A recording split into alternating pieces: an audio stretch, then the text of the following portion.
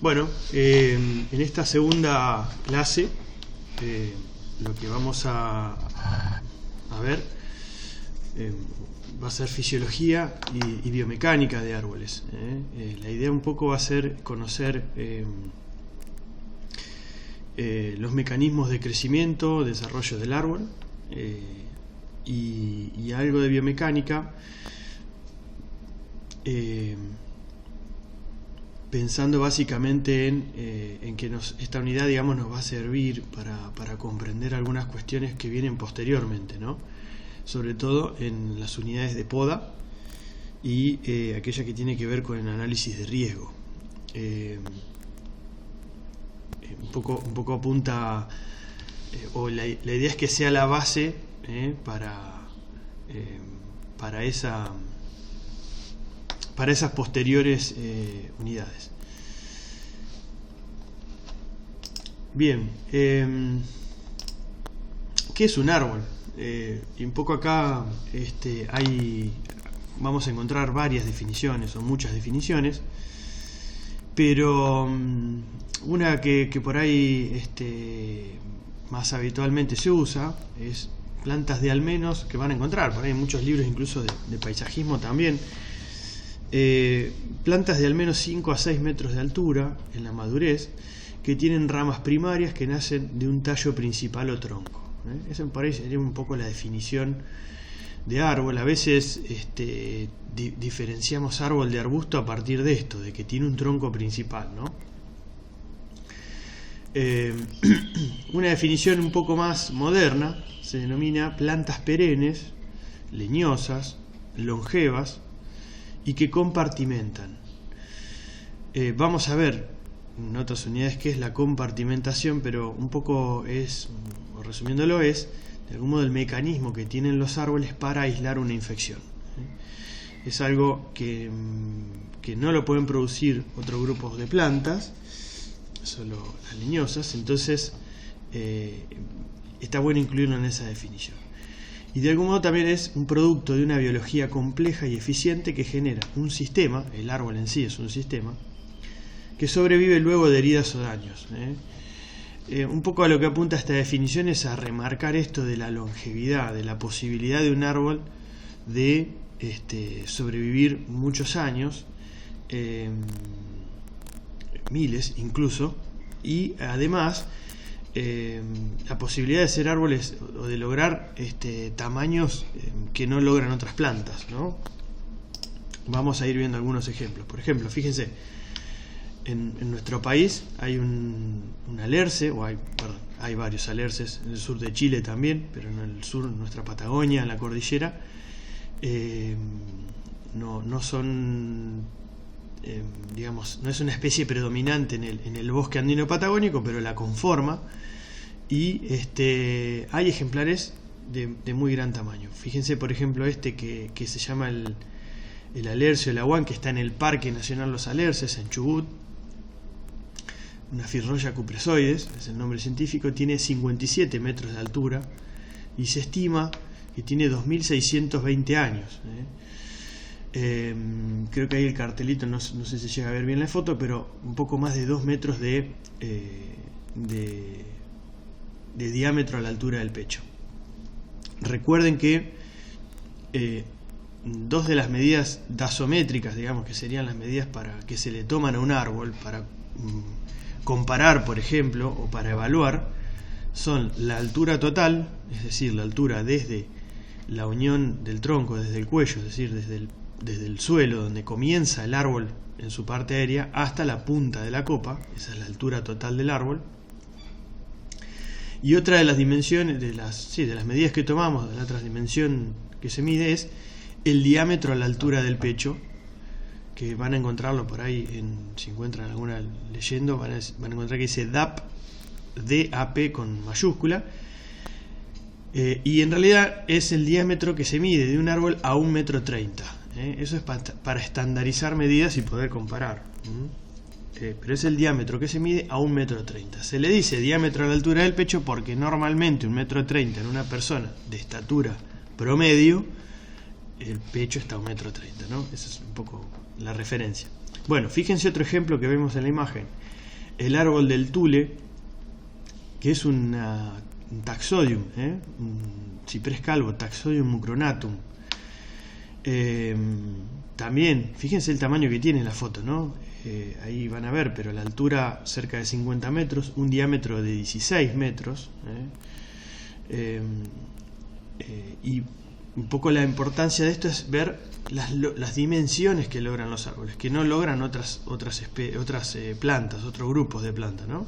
Estamos hablando de un muy gran volumen, gran peso, y todo esto es un elemento vivo, es decir, hay vida ahí, ¿no? Es decir, no es un edificio que no tiene vida, no es un edificio que tiene una estructura de hormigón y qué sé yo, sino que estamos hablando de estructuras de 16 metros de ancho, 57 metros de alto y que son elementos vivos, que transpiran, que hacen fotosíntesis, que absorben agua. Bueno, otros dos ejemplos, fíjense en este caso, la secuoya Hyperion, así es el nombre que le pusieron, es una secuoya de 116 metros de altura. Está en el Parque Nacional Redwood en California, que tengo entendido que es uno de los árboles más altos del mundo. Creo que lo comparte con algún otro árbol más, pero es uno de los árboles más altos del mundo. No recuerdo ahora, pero hay un eucaliptus que ronda los 110 o 113 metros. Y el otro ejemplo, el otro árbol es un Pinus longaeva, que también está en California, en Black Mountains, que se estima tiene más de 4.800 años. Esto, aunque nos parezca raro, hay ejemplos, no solamente es esta especie, sino que hay olivos, por ejemplo, en Europa, en mismo Argentina también, obviamente no de tanta antigüedad, pero de la época de la colonia española, se conservan todavía olivos de cientos de años. Es decir, fíjense esto, ¿no? Esa es la importancia de esto. No hay otro organismo que pueda vivir 4.800 años, por lo menos que conozcamos hoy en nuestro planeta, ¿no? Y también otro organismo que logre los 115 metros de altura tampoco. Entonces alguna particularidad tienen que tener. Ese Pinus longaeva que ustedes ven ahí, ese de 4.800 años, en realidad del árbol queda vivo solamente el 10%, es decir, una pequeña pedazo de su tronco está vivo, y por ese pedazo, esa pequeña parte que tiene células vivas, circulan agua, nutrientes, y hace la fotosíntesis y fotoasimila, es decir, genera hidratos de carbono que son los que le permiten vivir de algún modo en un estado de sobremadurez, decrépito y demás, pero lleva 4.800 años. Eso es un poco la referencia, o las particularidades que tienen los árboles, ¿no? Bueno, ¿cuáles son las partes del árbol? Normalmente lo dividimos en tres partes. Por un lado están lo que denominamos las hojas, que es la parte verde, el follaje, el tronco y las ramas. Normalmente tienen un tronco principal y ramas que son las que sostienen o las que van armando la estructura del árbol, las que le dan forma al árbol, y por ende también sostienen las hojas, ¿no? Y por último las raíces, que es la parte que no se ve, o si se quiere que está bajo tierra normalmente. Puede haber algunos ejemplos donde hay raíces superficiales, pero normalmente están bajo suelo. Esas serían las tres partes, ¿no? ¿Cuáles son las funciones? Bueno, podemos decir que las ramas y las hojas conforman la copa. La base del tronco está conformada, bueno, por el inicio del tronco desde el suelo, hasta que aparecen las primeras ramas. Las hojas tienen una función principal, que es captar energía, es decir, realizar la fotosíntesis. También el intercambio gaseoso, la respiración, la transpiración. El tronco y las ramas tienen una función principal, que es la de soporte, la de sostener el árbol, darle rigidez. También otra de las funciones es conducir sustancias. Recuerden que acá, hacia las hojas, el agua que llega hacia las hojas atraviesa el tronco y las ramas. Y también tienen la función de acumular reservas, es decir, los fotoasimilados, los hidratos de carbono que se producen en la fotosíntesis, se acumulan principalmente en las ramas y en el tronco. Y las raíces, su función es la de anclaje. Una de las funciones principales es la de anclaje, es decir, sostener el árbol, anclar el árbol al suelo, darle también la resistencia a, por ejemplo, los vientos. La otra función es absorber agua y nutrientes y también acumular reservas. Esas son un poco las partes y funciones que tiene el árbol. Bueno, y en realidad tendremos que también diferenciar dos cuestiones, que es el crecimiento y el desarrollo. Son dos cosas distintas. Por un lado, el crecimiento podemos definirlo como el aumento cuantitativo de órganos vegetativos, es decir, el crecimiento en altura, el crecimiento en volumen, en diámetro del tallo, el crecimiento de la raíz y la copa, es decir, el aumento de masa, por decirlo de algún modo. Y el desarrollo son los cambios cualitativos de la forma y función desde la germinación a la muerte. Es decir, acá hay cambios de otro tipo, no es más vale que va acompañado, obviamente va acompañado de un aumento de masa, sí, pero hay otros tipos de cambios que se miden en el desarrollo. Es decir, no es lo mismo una plántula, que su prioridad es elongar, crecer, tener hojas, que un árbol con cierta edad que empieza por ejemplo, a fructificar, ¿no? O a florecer primero y a fructificar. Entonces ya pasó a otra etapa. Y tampoco es lo mismo un árbol que está en su decrepitud, en los últimos años de vida, donde su prioridad ya es otra. O sea, no hay una prioridad de fructificación o de floración, sino que de sobrevivir, ¿no? Muchas veces. Bien, como decíamos, entonces el crecimiento es un aumento, digamos, de masa, crecimiento de órganos, y es el resultado de la división de células vivas del tejido de formación. Todos los tejidos que componen el árbol se originan en meristemas. Y bueno, la definición de meristema es un tejido vegetal ubicado en regiones más o menos definidas donde ocurren continuas divisiones celulares que dan origen a células que crecen y se multiplican. Entonces esos son los meristemas. Los brotes, por ejemplo, es un meristema. Es decir, son regiones donde ocurren continuas divisiones celulares que van dando origen a nuevas células. Esas células crecen, en algunos casos se diferencian, hay diferenciación celular, y se multiplican. Bueno, los tipos de meristemas hay dos tipos. Meristemas primarios, que tienen como función el alargamiento del tallo y la raíz. También consideramos meristemas primarios a las yemas de las axilas, de las hojas, que justamente también es la alargación de un tallo, de una rama, ¿no? Y que de algún modo son los responsables del crecimiento primario. Y después tenemos los meristemas secundarios, donde digamos, la función principal acá es el crecimiento en grosor de esos tejidos y órganos, a lo que se denomina crecimiento secundario. Esto se da en forma concéntrica de los ejes, de algún modo, ¿no? En los árboles vamos a ver dos tipos de meristemas secundarios. El cambium, que es un anillo de células parenquimáticas, puede originarse de remanente de meristemas apicales y es un tejido permanente, siempre va a estar en el árbol. El felógeno es otro meristema secundario que origina la peridermis, es decir, la corteza. Nosotros nos vamos a enfocar en entender o tratar de comprender cómo funciona este meristema secundario y qué tipo de células va originando.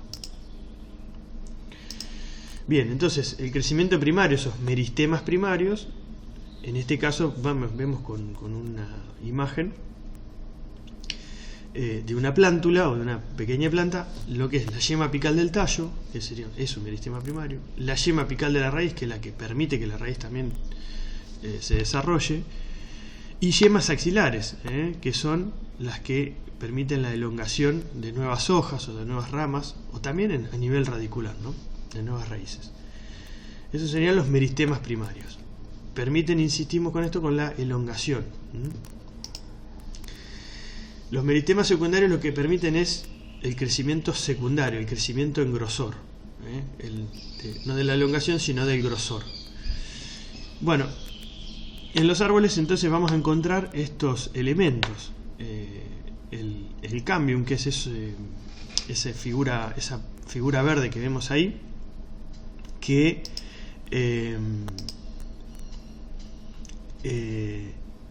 es el meristema secundario, y ese meristema secundario origina células hacia adentro del árbol, es decir, hacia el centro, que se denomina xilema, y hacia afuera, que se denomina floema. El otro meristema, el felógeno, conforma lo que era si recuerdan, la corteza, la peridermis, la corteza externa. Y tiene distintas funciones todo esto que origina el cambium, que originan estos dos, no solamente el cambium, sino estos dos meristemas secundarios. El cambium, como decimos, origina xilema hacia adentro, que tiene funciones mecánicas, es decir, de resistencia, de soporte. Recuerden que estamos hablando de árboles, piensen en esa secuoya que vimos de 116 metros, hay que soportar todo ese peso, ¿no? Transporte de agua y nutrientes también se da en el xilema. Recuerden que el xilema es el elemento que permite que el agua y los nutrientes que se absorben en la raíz lleguen a las hojas. Y también es el tejido donde se almacenan sustancias de reserva y defensa. El cambium genera hacia afuera floema, es decir, hacia las partes, hacia el exterior, floema. El floema tiene como función el transporte de savia elaborada.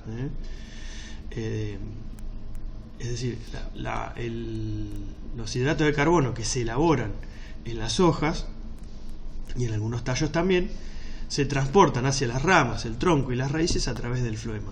Es decir, son como conductos, de algún modo, que permiten esto. Y la corteza externa, la función que tiene, es la de protección del ambiente y agentes externos. De algún modo, haciendo las salvedades del caso, es como si fuera la piel que tienen los animales. Esa sería un poco la analogía. Bien, entonces la corteza o la peridermis, también se llama así, como decimos, es la protección primaria que tiene el árbol de sus tejidos, es como la piel en los animales. Y está formada por hacia afuera, pensemos hacia afuera mirando como si nosotros cortáramos el árbol de manera transversal y lo viéramos de arriba. Hacia afuera tiene el súbero-corcho, que son células suberificadas. Suberina es la materia que tiene, es como una especie de grasa, es impermeable.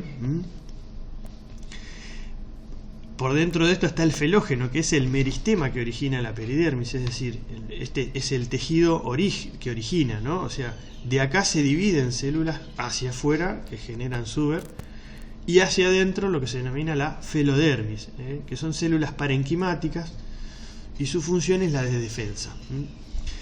Esa sería entonces la corteza, son los tres elementos que tiene la corteza.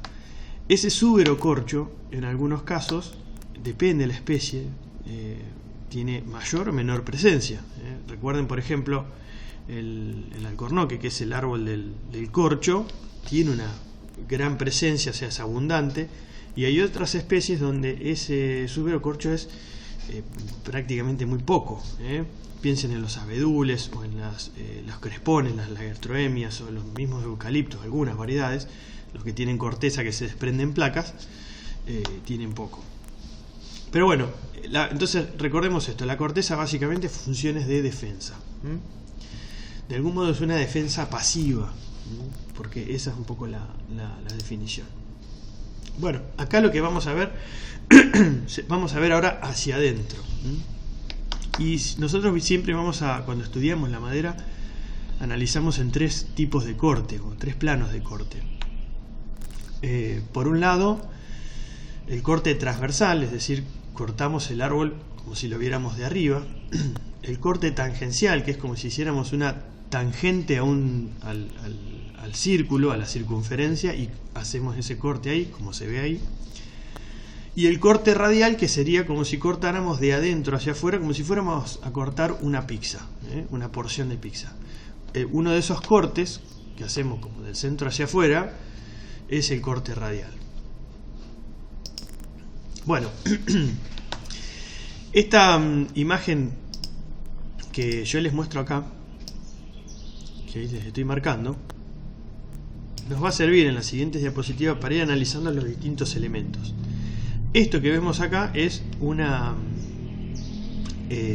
un corte transversal, es decir, es este corte. Bien, en este corte de acá arriba, en esta imagen que vemos acá arriba, se observa, fíjense que vemos el suber, felógeno. Es un corte hecho en microscopía óptica, ¿no? Es una imagen de microscopía óptica. La felodermis hacia adentro, el felógeno, recuerden que es ese meristema secundario de la corteza. Vemos el cambium, es este sector de aquí, que es el meristema secundario que origina floema hacia afuera, ese floema que se denomina secundario, y xilema hacia adentro, que se denomina xilema secundario. ¿Por qué floema secundario y xilema secundario? Porque son parte del crecimiento secundario. Bueno, vamos a ir analizando en esta siguiente filmina esa imagen que veíamos recién. Fíjense, todo esto que está pintado de rojo de esa imagen es lo que denominamos corteza, es decir, del cambium hacia afuera. Del cambium hacia afuera denominamos corteza. ¿Qué está incluido ahí? Lo que veíamos recién, el felógeno, felodermis, el suber y el floema. Es decir, cuando nosotros desprendemos, imaginen, vieron cuando ustedes desprenden corteza de un tronco, lo que está quedando es del cambium hacia adentro, cambium y xilema para adentro. Bueno, esa línea punteada de rojo que se ve ahí, en este sector, ahí, a ver si la puedo marcar, eso que se ve ahí, yo estoy marcando ahora en amarillo, es las células que conforman el felógeno, ese cambium, ese meristema secundario que, como decimos, origina los elementos de la corteza. Decíamos entonces que conforma el suber hacia afuera, que conforma el suber hacia afuera y la felodermis hacia adentro. Eso sería lo que origina ese tejido, ese meristema secundario que es el felógeno. Bueno, hacia adentro de eso, ¿qué nos vamos a encontrar? Nos vamos a encontrar con lo que se denomina, bueno, con el floema, eso que veíamos hoy de color azul. Recuerden que aquí lo que ocurre es el transporte activo de fotoasimilados, es decir, la savia elaborada que se elabora, que es el producto de la fotosíntesis, no la savia elaborada, sino que los hidratos de carbono en dilución se mueven en el floema. No siempre el movimiento es hacia abajo, porque recuerden que a veces hay ramas que son horizontales y hay un movimiento en ese sentido también, es decir, acá lo que ocurre es que se mueven fotoasimilados por el floema. Está compuesto básicamente por lo que se denominan tubos cribosos. Las cribas son como una especie de, ahora vamos a verlo, pero son como una especie de compuertas que permiten la conexión entre tubos. A través de esos tubos es que se mueven entonces los diferentes fotoasimilados. Bueno, seguimos un paso más hacia adentro y nos vamos a encontrar lo que veíamos recién. Entonces decíamos, los tubos cribosos, que serían estos que estamos marcando acá, y ahora lo que vamos a ver es el cambio, es esta parte que se ve marcada en color rojo. ¿Qué es el cambio? Decíamos, es un tejido que origina xilema hacia adentro y floema hacia afuera. Por dos mecanismos, por la división y la diferenciación celular. Entonces, lo que vemos en este hacia la derecha es cómo se divide. Piensen que es como una especie de anillo de células. Estamos hablando, mirándolo desde arriba, vieron que los árboles demarcan anillos. Bueno, no todos, pero bueno, pero pensemos que muchos marcan anillos, nos sirve para ejemplificarlo. El cambio en lo que hace es, se divide en dos planos, ¿no?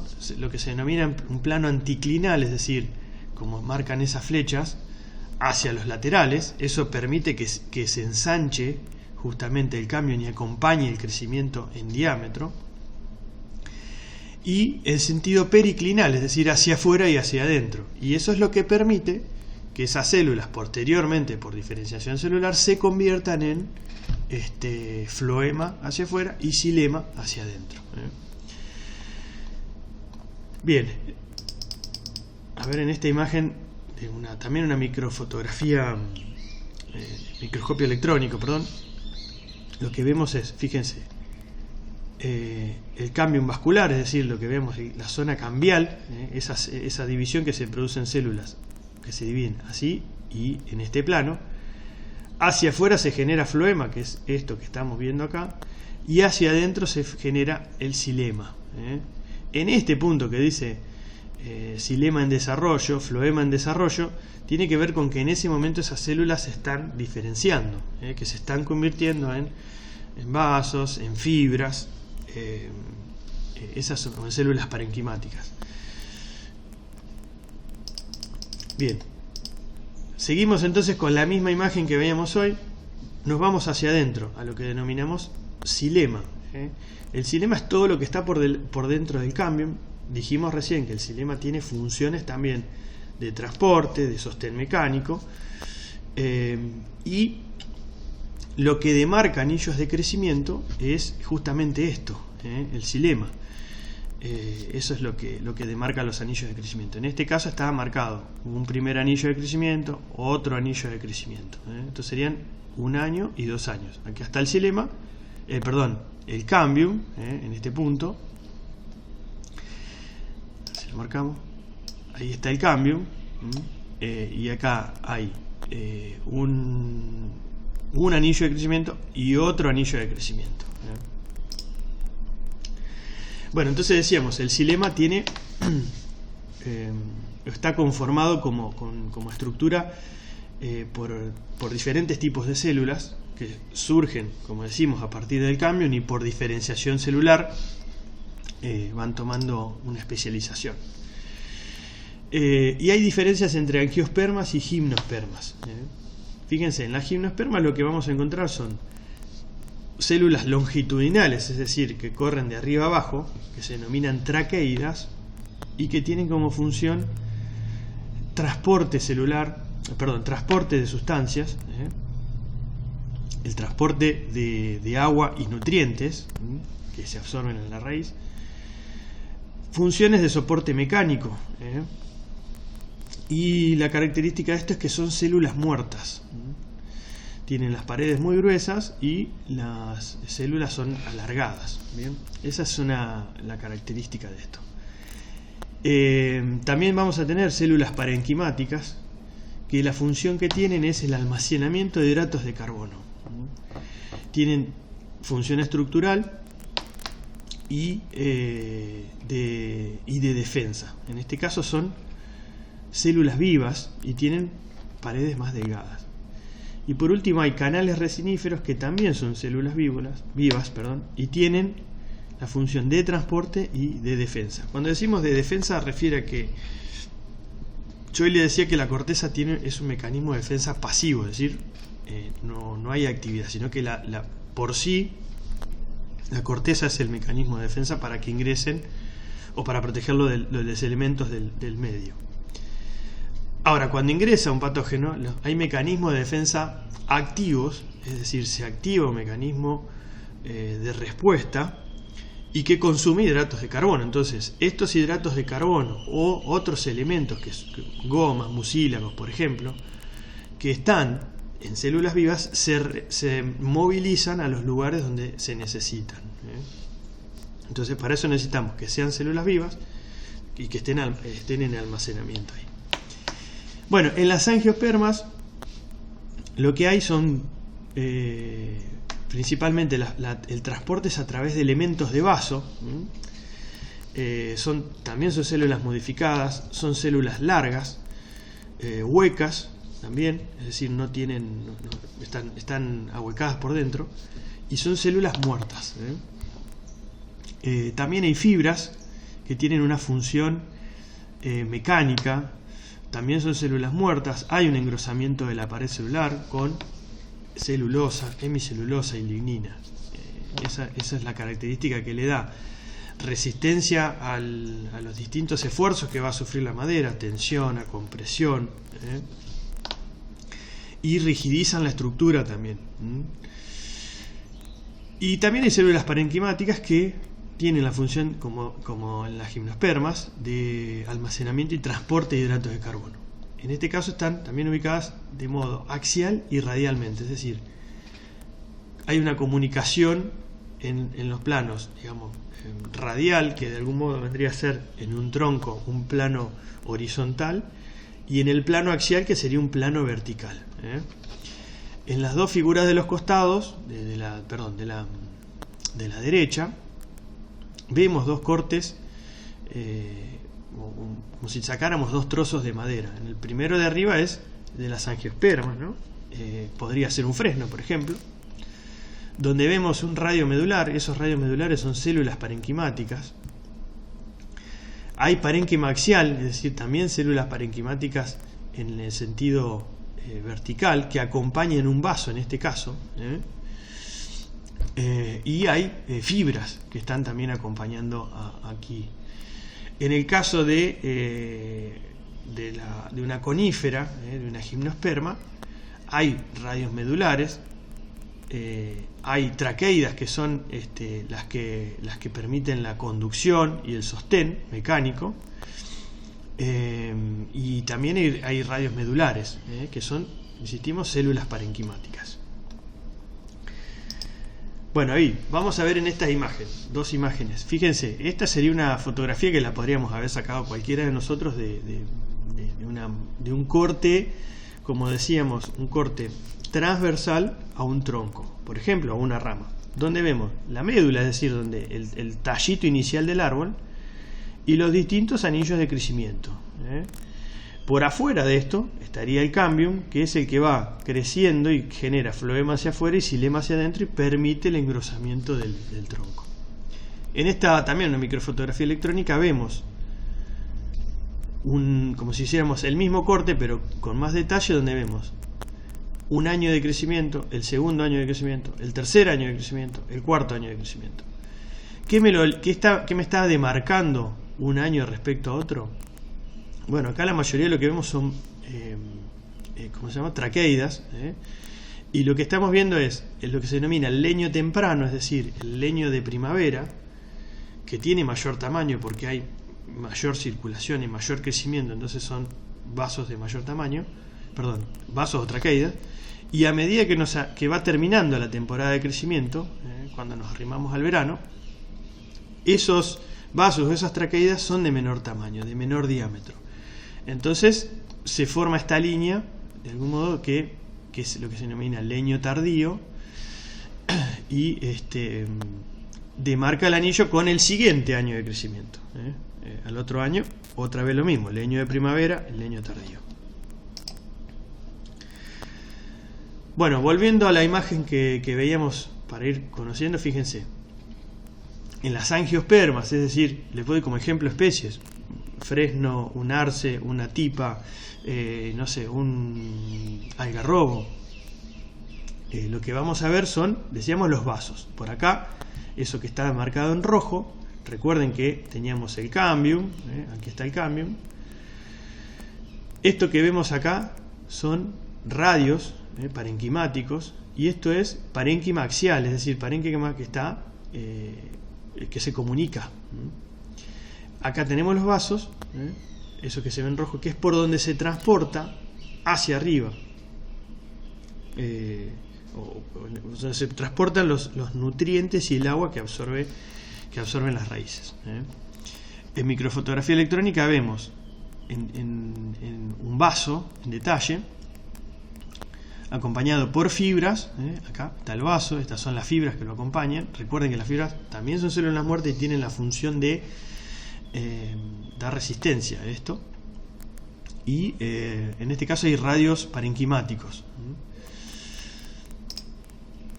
Bueno, aquí vamos a ver un detalle de las traqueidas y de los vasos.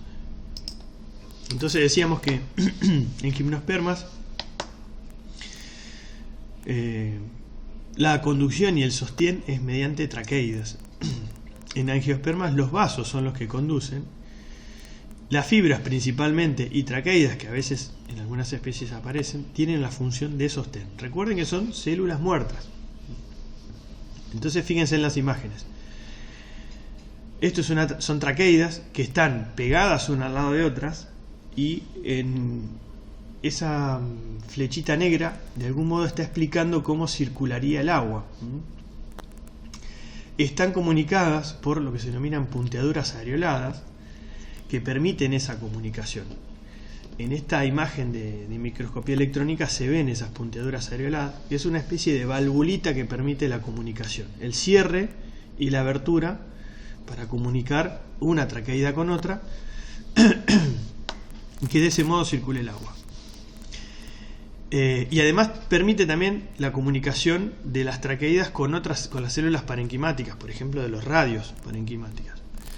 En el caso, que es el de la derecha, de una angiosperma, decimos que la conducción es por los vasos. Esos vasos tienen también punteaduras que permiten la conexión con las fibras, con las con las células parenquimáticas. Y dentro de los vasos hay placas de perforación, que es esto que se ve ahí como una especie de rejilla,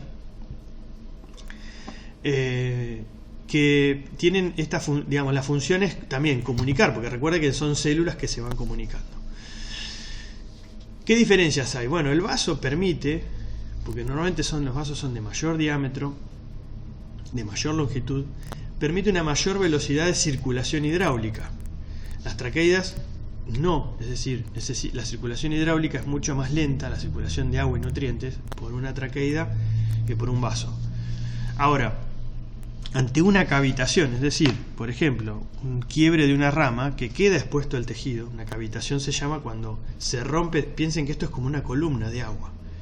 Cuando se rompe esa columna de agua, por ejemplo, por la entrada de aire, que puede ser por una poda o por el quiebre de una rama, parte de esos tejidos, se rompe la columna de agua, es mucho más fácil de resolver para una gimnosperma que tiene traqueidas donde hay punteaduras areoladas que permiten ir cerrando, que en un vaso donde la cavitación, el efecto de la cavitación, es decir, de la entrada de una burbuja de aire, va a ser mucho mayor, en la ruptura de la circulación, de la conexión hidráulica. Entonces, por un lado hay una ventaja, que el vaso permite mayor velocidad de circulación en cuanto a la absorción de agua y nutrientes, pero por otro lado es mucho más riesgoso en cuanto a una cavitación. En las traqueidas es al revés, la velocidad de circulación es menor, pero el riesgo ante una cavitación de romper la columna de agua es mucho menor. Bueno, volvemos otra vez a la imagen, al corte radial, y fíjense lo que vemos. Estamos viendo una especie, una angiosperma, podríamos decir que es un fresno, por ejemplo, para ejemplificar. Y lo que vemos son, hoy veíamos en otra imagen los vasos, que es lo que estábamos describiendo recién, y ahora lo que vemos son las fibras que acompañan ese vaso. Recuerden que tienen paredes altamente lignificadas, rigidizan la estructura, tienen digamos, una función mecánica, también son células muertas.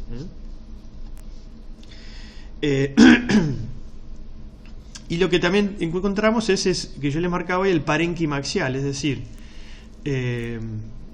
esto es tejido vivo, conecta digamos, distintos radios como este, son radios medulares, entre sí y hacia arriba también, es decir, en el otro plano, por eso se llama parénquima axial, y tienen, recuerden, son células vivas también, y tienen la función de, básicamente, almacenamiento de hidratos de carbono.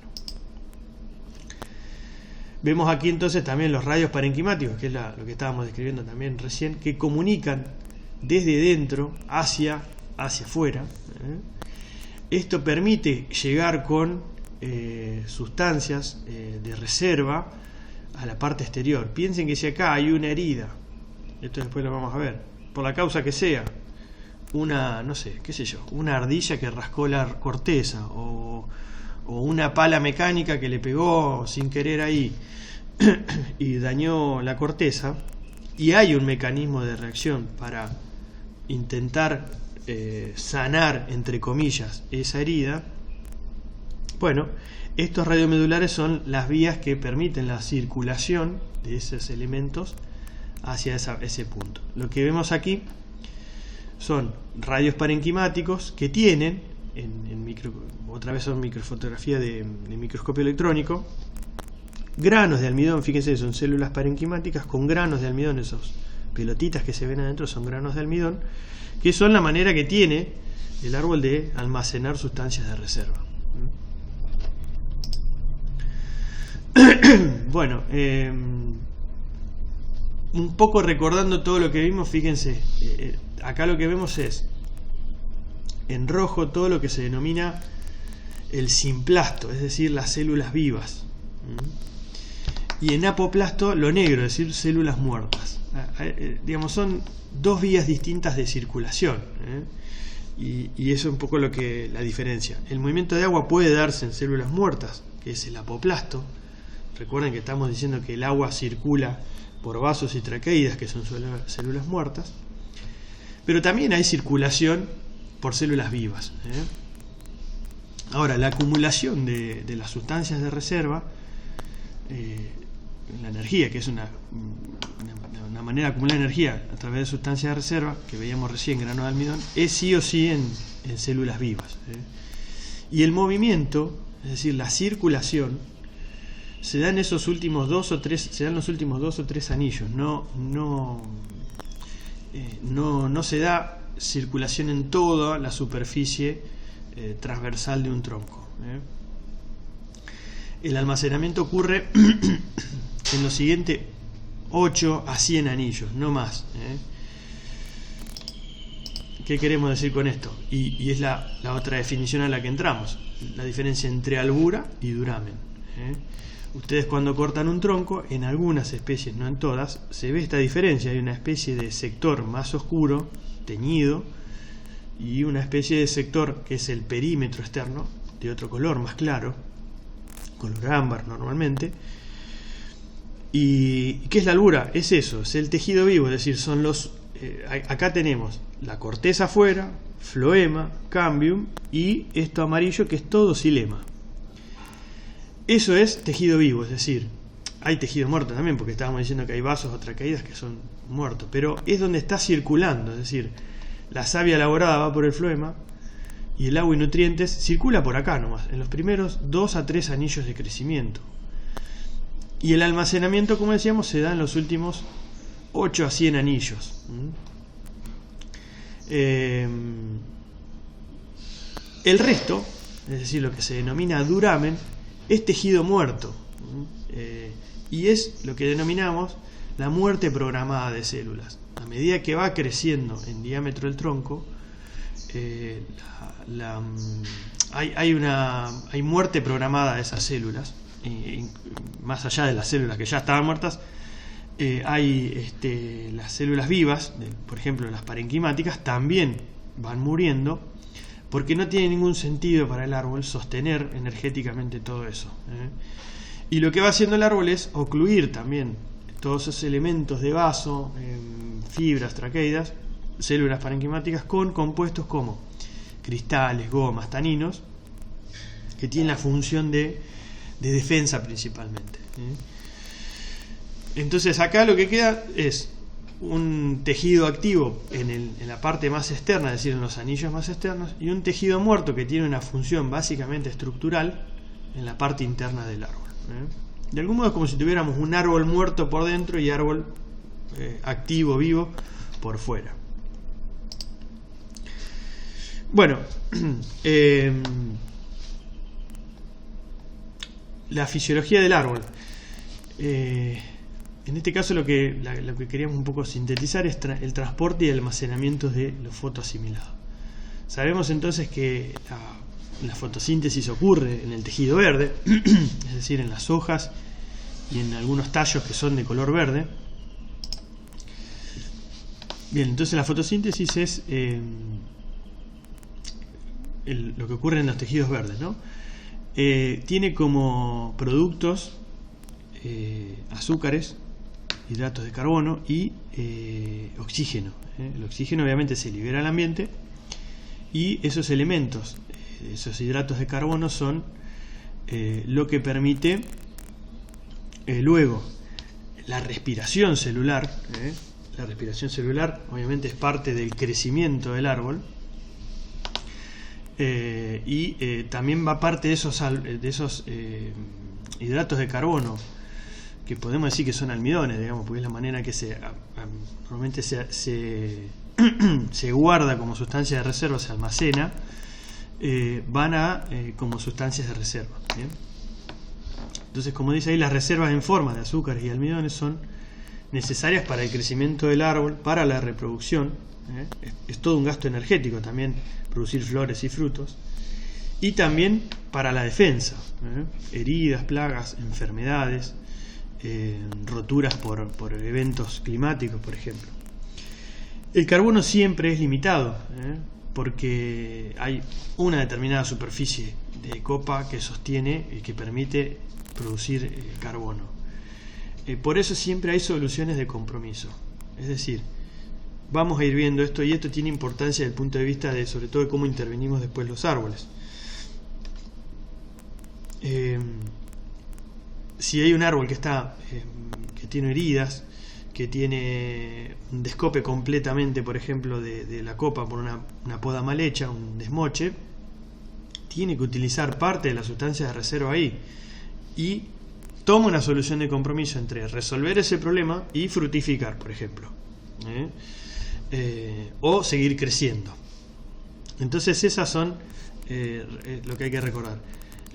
El carbono es limitado, no es ilimitado, y esto es la importancia de que le damos cuando decimos que el árbol es un sistema. Lo mismo pasa a nivel de las raíces. Piensen que el crecimiento radicular se da en función también de la cantidad de hidratos de carbono que se puedan producir. Si el árbol está supliendo situaciones de heridas y demás por sus mecanismos de defensa, probablemente haya una disminución en el crecimiento en sus partes.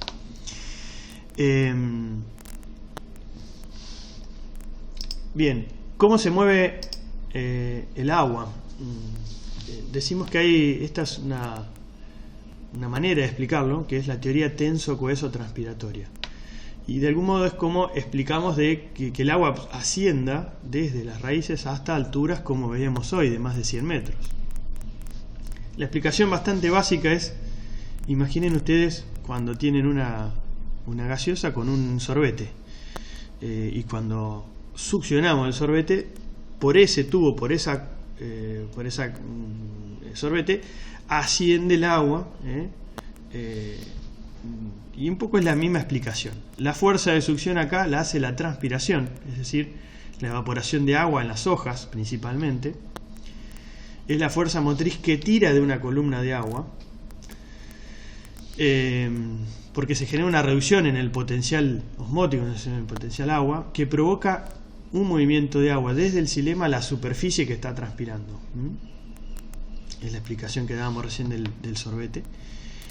A su vez también el agua tiene fuerzas cohesivas internas muy altas, y cuando está contenida en capilares, como capilares, los vasos del xilema funcionan como un capilar, es decir, es una célula muy finita y alargada, puede soportar altas tensiones. sabemos también que hay una continuidad en esa columna de agua, es decir, es un sistema saturado, no hay cavitaciones, no hay burbujas de agua, de aire, perdón. Y todo el sistema, es decir, lo que veíamos hoy, el apoplasto y el simplasto, desde los estomas de las hojas hasta los pelos absorbentes de las raíces, es todo un sistema saturado. Esa pérdida de agua por transpiración produce una fuerza de tensión en la columna de agua, ese sorbete, continua desde el xilema, que reduce el potencial agua en la raíz y provoca el ingreso de agua desde el suelo. Es decir, toda esa fuerza transpiratoria y esa columna, ese sistema saturado completamente, es lo que está haciendo funcionar la succión desde las raíces hasta la copa de los árboles, hasta las hojas. Esa columna se puede romper en parte, no toda, cuando uno hace por ejemplo, un corte. Si yo corto una rama, estoy rompiendo esa columna y se provoca lo que se denomina la cavitación, es decir, el ingreso de una burbuja de agua en esos capilares, en esos vasos o en las traqueidas. Bueno, hasta acá la parte que es crecimiento, es decir, con eso explicamos todo lo que era el crecimiento del árbol. Básicamente el crecimiento secundario, que es un poco lo que nos va a servir para explicar después o para entender después algunas otras cuestiones. La otra cuestión que vemos era el desarrollo, es decir, los cambios cualitativos, que decíamos, de la forma y función desde que germinan hasta la muerte. Hay distintas maneras de explicarlo o de verlo, pero básicamente vamos a tomar estas 3 etapas si queremos. Hay 3 etapas que son joven, adulto y maduro, y sobremaduro o anciano. La etapa joven es desde que germina hasta que se genera la madurez floral o hasta que alcanza la madurez floral. Acá hay una fuerte dominancia apical, es decir, hay una gran presencia de las yemas apicales que están intentando elongar el tallo y elongar el desarrollo radicular. Son etapas de rápido crecimiento, hay tejidos muy activos, se necesita, hay un enraizamiento vigoroso, es decir, los trasplantes son mucho más fáciles en estas etapas. La respuesta a las heridas también es mucho más fácil. Eso ya nos está permitiendo entender que no es lo mismo podar un árbol joven que un árbol adulto, maduro o sobremaduro.